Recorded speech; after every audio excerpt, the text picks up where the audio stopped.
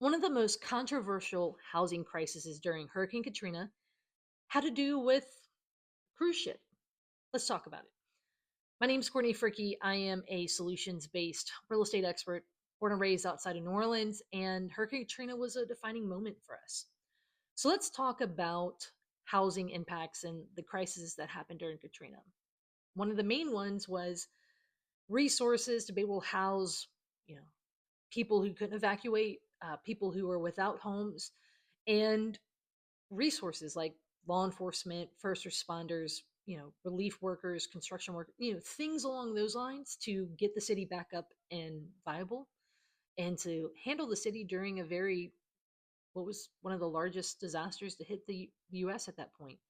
Now, because of a lot of mishandling of things like the convention center and the Superdome, this may have been a overreaction by FEMA, but FEMA struck a deal with Carnival Cruises for three of their cruise liners: the Holiday, Sensation, and Ecstasy, where they brought these ships to Mobile, Alabama, and to New Orleans to dock, where for 6 months FEMA would have a lease with them to be able to use them, to house first responders and all of that.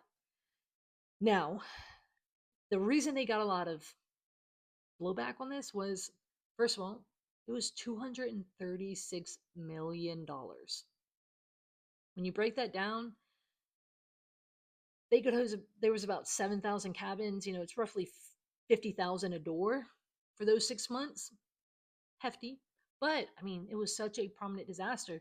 They had to get some relief in there. And plus, the government always overpays. I mean, they're not known for getting the deals of the century, much less something like a deal. But these cruise lines were used to, again, house people. So if it served a good purpose, I mean, they need to strike the check, and they did. But here's where they also got some blowback. There were 7,000 cabins, and at any given time, there's no more than 1,800 to 2,000 people. So they grossly understocked them.